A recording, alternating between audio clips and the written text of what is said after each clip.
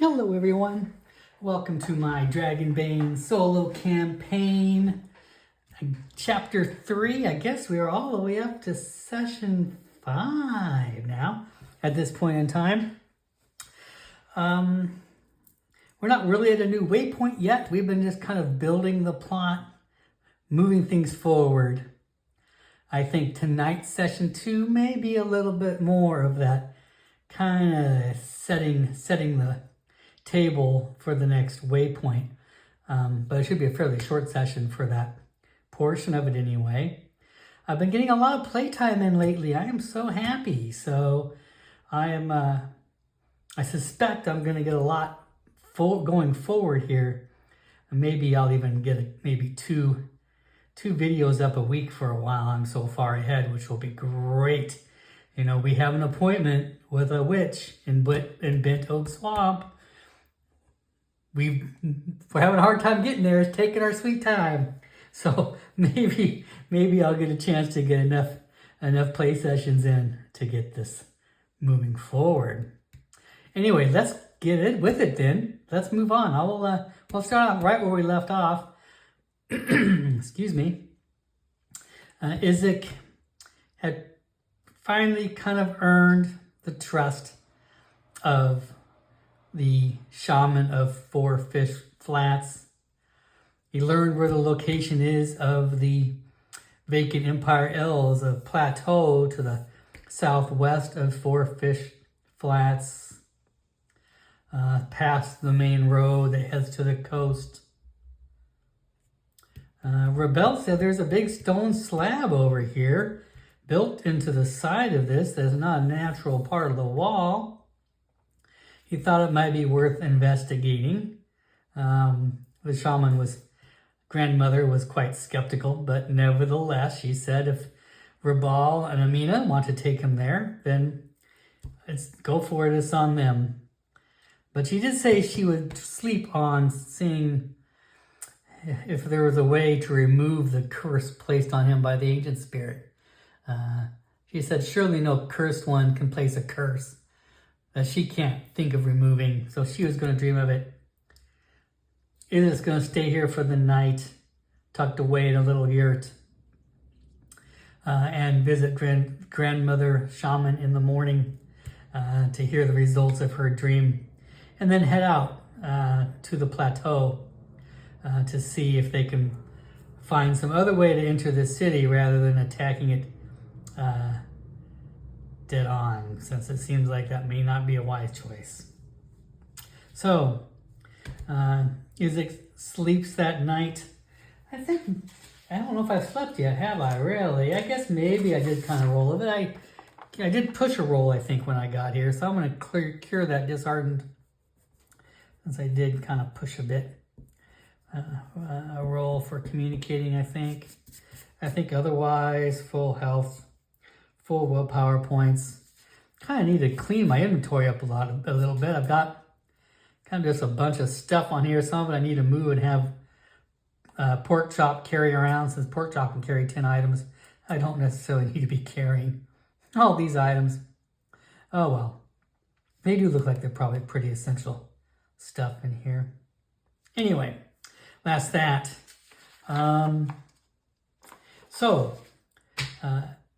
Izzek wakes up in the morning.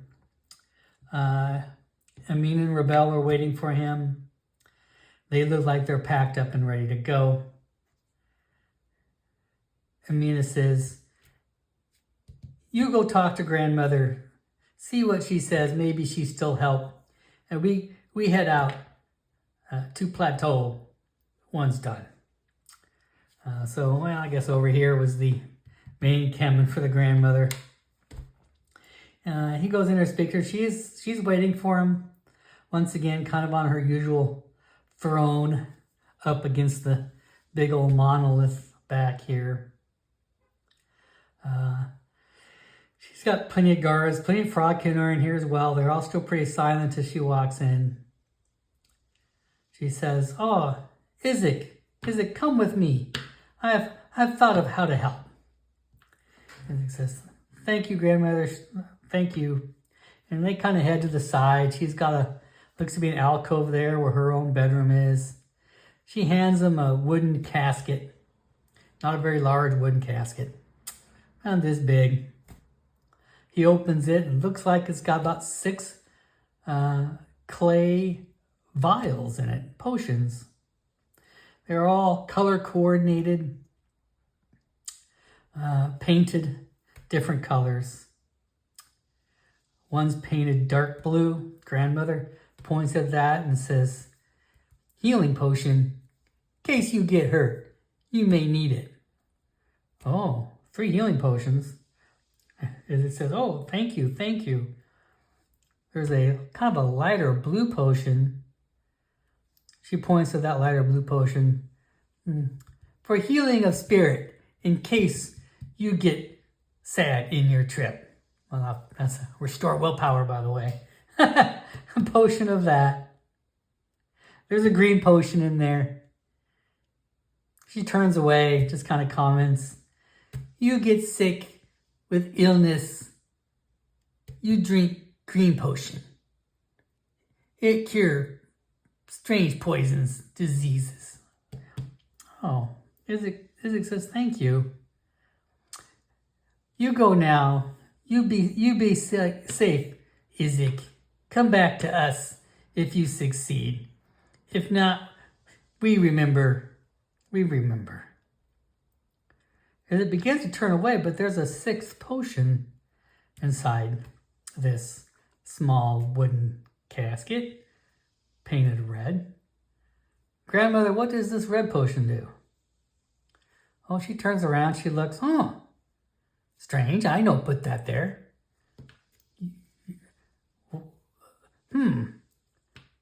As it goes, oh, well, what does it do? Oh, grandmother pauses for a minute. She says, well, it mistake, you can keep it. A mistake? Yes, it no work like intended. I dream a potion, it mistake. Well, what does it do? She seems to ponder the right words as she's trying to think about how to say it. It magic be gone potion. Magic be gone? Yes, but it no work right. It magic be gone, but only last 1 hour.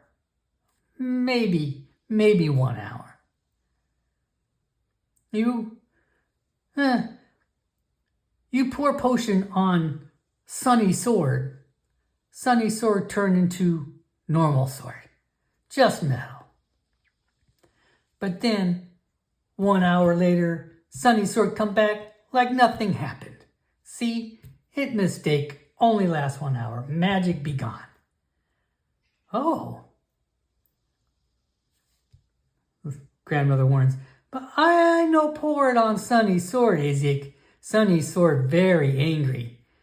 Methinks you pour it on Sword. Sword come back hour later even more angry. Do not pour it on Sword. He says, okay, I won't pour it on the Sword. Thank you, grandmother. I will. Hopefully, maybe I won't have need of these. Maybe I'll luck out. You stay safe, Izzek. Maybe me see you again. She pats Izzek on the shoulders, squeezes it with surprising firmness, and he walks out. Amina and Ribell are waiting for him, and they head out of the village. It's early in the morning, right at the crack of dawn, and they head towards the plateau. Maybe I will, since I don't normally roll for random monsters, but it's a bit of a journey from here to there. Let me take a look. Let's see, what do we got here? I think I'll spread back out my little green mat here. You know, I do kind of like it now that we're out of the village, even though that village was a pretty fun map to draw. We may stumble across something. Izzek does get back on pork chop, by the way. while they're riding out there. Pork chop's been getting fat on fish for the last night. The villagers made sure to keep pork chop properly fed. Surprisingly, pork chop apparently is a, what do you call someone who likes fish? Epidestrian? He likes fish. Anyway, neither here nor there. They head back out towards this plateau over here. I'll roll, maybe I'll random encounter. Let's do it. Where's my dice? Oh, what do you know? I'm never prepared for dice when I need dice. Let me fetch my dice out of my bag over here. Why is it there's always one thing you forget when you sit down to play a game? There's always something that's easy to forget. That close by. Okay. Here we go. We're at a 5 threat. By the way, one shy of having the threat pop. I think it's going to happen this time. I feel it in the air. Okay. Let's see. It is a bit of a journey. They're in a very strange area. They stay off the roads, though. Ribell says that though they do travel the roads, they don't like to travel it too close to the plateau. Amina and Ribell do say typically they don't get attacked, they don't get bothered so much on the road. But nevertheless, the plateau overlooks the road. Plenty of death occurs south of the road. There is no reason for them to press their luck. And they think with Izzek being here, a nightkin, it is best they stay in the trees and stay hidden lest they get seen. They know the threat. I'm going to say a 5-6. We're in a wandering encounter, and I will develop that. 4. Okay. No wandering encounter. They make it down here to the road. For a minute there, they stay close to the road at the edge. Izzek looks up to the plateau now, and now he sees what they're talking about. He can see the city. The plateau is up quite high on a rise. He can't see the whole base of the city, but he can see the, well, frankly, even still, magnificent white limestone tips and tops of these buildings and towers that poke up over his line of view as he's staring at the city. They've got blue capped domes. Even now, after 1,000 years, even at this angle where he cannot really see the city, only the remaining towers, and frankly, they look like broken teeth. Some of the towers are still intact. Some, once again, like the guard post you ran to, crumpled. He can see just jagged edges, rows of crumpled teeth. But still, the sense of majesty and beauty remains. As they stop and take a drink of water and refresh before continuing across the road, it causes a moment for Izzek to ponder. As he stares at this glorious elven city, he remembers a story told to him when he was but a child by his own shaman of his own tribe. I've written down that story. I kind of like this. I had to write this one down. I'm not going to be memorizing this, but it's an origin story. As part of my creative writing, it's been fun to really get into storytelling. Izzek remembers sitting at the feet of his tribe's shaman when he was very young, and the shaman told the story of the first kin. Long, long ago, before the orcs and the goblins and the hobgoblins walked the earth, before Kilgan separated the ogre from the troll, granting them the gift of civilization, but left them hungry and confused. The children spoke up, almost in unison, "Grandfather, We know all this. We want to go play. Tell the main story. The shaman, the grandfather, says, all right, children, all right. All right. Back before the world was even young, when giants ruled all the lands, when the dragons first came to our world, but their hearts had yet to be removed and replaced with avarice, the mother of wolves, Hawa, did battle with the hag, Targan.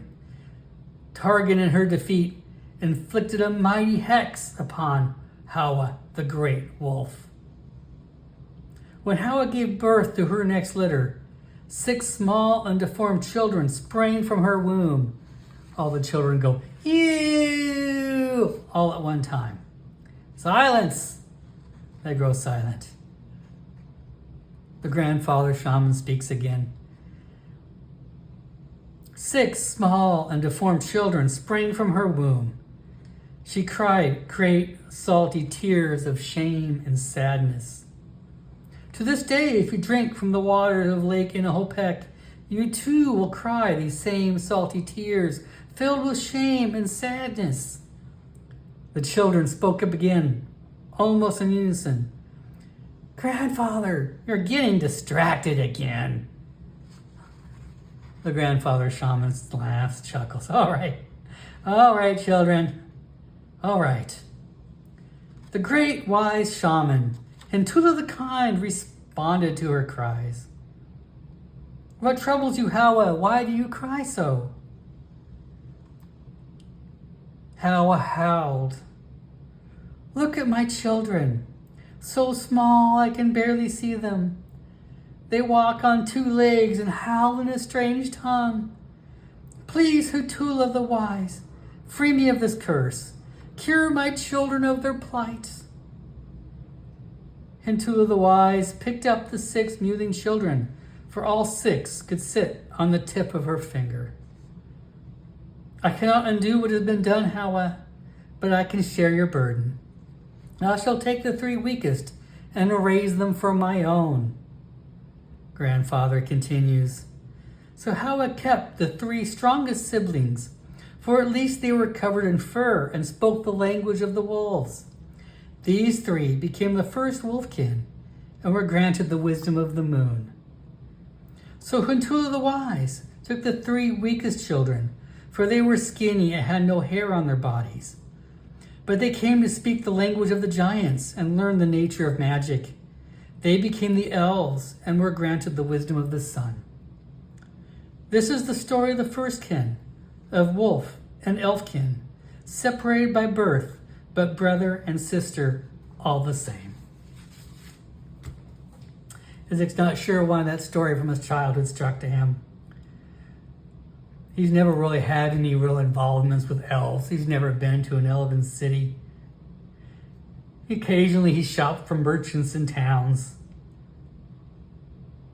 He's heard that there are actually elven pilgrimages that actually go to the southernmost town in the 3-town kingdom where he comes from, for the town of the goblins built there are built among the trees in the jungle, high up in the trees, like some elven cities, or so he is told, something which causes a great amusement from the elves, and so they have come to sometimes treat that town like a tourist destination.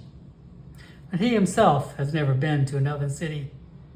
They are the first kin, along with the wolf kin.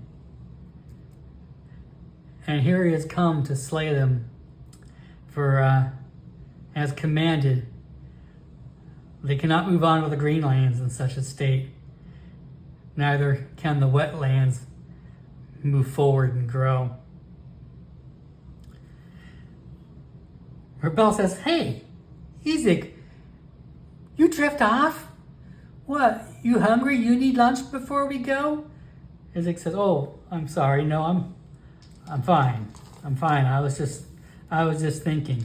Oh. Amina goes, yes, Ribell, you should try that sometime. Psh. Ribell scoffs at her. I no need to think I, frog of action. And goes, frog of action? You don't get no action. They laugh at each other. Anyway, they go a little somber too. We should go quiet here, Izzek. We now go close to plateau. It get very dangerous now. We must stay hidden in trees. Go quiet. We don't know what may happen if we get too close. So they begin to move south. Izzek takes their advice. They try to move quietly. Izzek, even for the sake, I think, of maybe the need to sneak, he will take off his chainmail armor. That's very dangerous. But nevertheless, I think he's going to try to take off his chainmail armor so as to not get a bane on sneaking. He's going to let the elven hunters help him scout the way. He will kind of follow up behind them slowly as they scout ahead with their wise eyes looking out for trouble. They are hunters. They are professional sneakers. I'm going to use their skill. I think they have actually a sneak. Maybe I have a sneaking skill of 12. Let me look. I don't remember the hunters actually had a sneaking skill in here. But I think we'll use his NPC skills if I can. We'll go by the best in the party.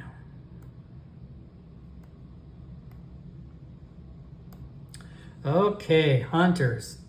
It doesn't really get a sneaking for them. It just gives them an awareness and a bows. I guess they're not quite like thieves. Well, I don't really give sneaking for anybody here. Even thieves only have an evade. Nevertheless, we'll give them a sneaking of 12. Seems okay. 15. I'm going to use Izzek's push since they can't push. Or maybe I shouldn't. Okay. Maybe I won't push the roll, but they failed their sneak.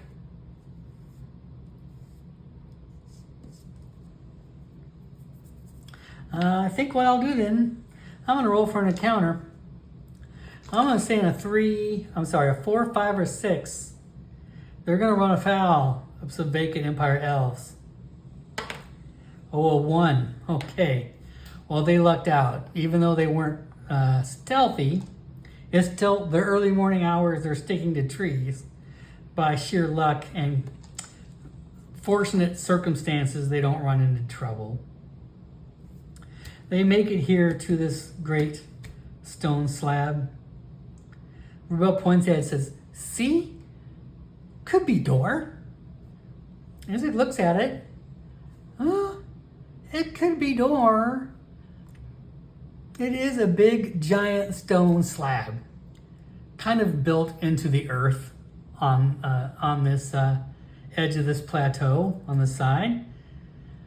At the same time, it doesn't necessarily, it looks like a stone. It doesn't look manufactured or carved.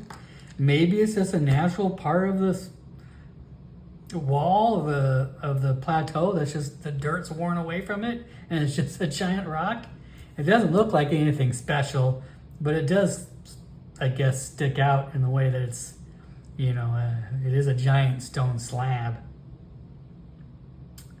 Izzek inspects it. It's 12 feet tall, well above his head. It stretches up really high. It is smooth. He touches it. Feels like stone. Looks like stone. He peers up at the top of it. He's going to do an awareness check with a boon. Oh, no sweat. 3. He looks up at the top and kind of at the top, like 10 feet up there in the air, there looks like a chunk of the stone has been ripped away. He points that up to Amina and Ribell. Does that look like a chunk of the stone's been ripped out of there? Like there's a hole? Their eyesight's even better than Izzek's. They nod their heads in unison. Yeah, it looks like it. Can you give me a boost? I'm going to check it out. I say, okay, but you know wear armor up there. You're too heavy. And he says, oh, my armor's down here. He sets his armor and his great helm down. So he doesn't weigh a ton. And they give him a boost to the top. It's not a flat, steep surface. I mean, there is an incline to it. How can I do an incline on the camera? An incline It is an incline, so he just more or less just needs their boost so he can shuffle up there. But it's not really an easy way to climb up. It's too steep for that, but it's not vertical. It's a little less than vertical. So they don't have to put his full weight on it. Sure enough, he gets to the top. Between the two of them, they sort of shimmy that 10 feet to the top because all three of them are not very tall. You know, they're a hobgoblin and two frogkin. They're not exactly a tall kin. He's able to shimmy up to this, and oh, it is a hole. In fact, it's concave like a bowl. It sparks an inspiration for Izzek. He reaches back and digs into his backpack, and he pulls out that strange device he found so long ago in the manor house. That one that the elf stated, the elf bartender and Derby on the Down stated was of elven design. He fiddles with it, presses the buttons, he already knows how to do that, pops it open, that long dagger, thin dagger slips out of it with the notched blades. It's hard to tell from Izzek's angle, but he takes that round orb, takes the dagger, shoves it in there. It slides in. He turns it, and it turns surprisingly easily. And seemingly, this stone parts down the very middle as the key to the stone door opens it up. They try to scramble down before they fall, and the opening as they almost stumbled into it. But there we go. The door opens. A waft of stale air comes out of this opening as a cave comes down, opening up underneath this plateau. The air is old, stale, like there has been nothing fresh behind this door for 1,000 years. They all kind of gasp in awe. Amina and Ribell. Oh, Ribell says, "See, I say stone door. I was right. Me smart. You always underestimate me, Amina." Amina looks at Ribell. "Oh, I guess this time you were right, Ribell. Huh? New things happen every day in this great big world of ours. What now?" Izzek looks down the darkness of this cave. It stretches forward. Well, that's why they're here. That's why he's here. He looks at me and Ribell and he says, "Well, I assume you're not coming with me, right?" "Oh, no." Me and Ribell in unison. "Oh, no. We no go here. Grandmama say, we no come here. We show you door. Sorry, Izzek. We have no curse on us." I don't understand. I understand, Izzek. Amina, Ribell. You've been great friends to me. He comes and he actually embraces both of them. They embrace him back. "Can you at least do me one favor? Can you take care of Pork Chop for me in case I don't come back? He likes fish, apparently." Amina and Ribell say, "Oh, yes, we can care for Pork Chop. He can be part of our tribe. Not sure what others think of this, but he can be part of our tribe." Izzek says, "Thank you. Thank you." And he goes, he pets Pork Chop, hugs him for longer than he probably should.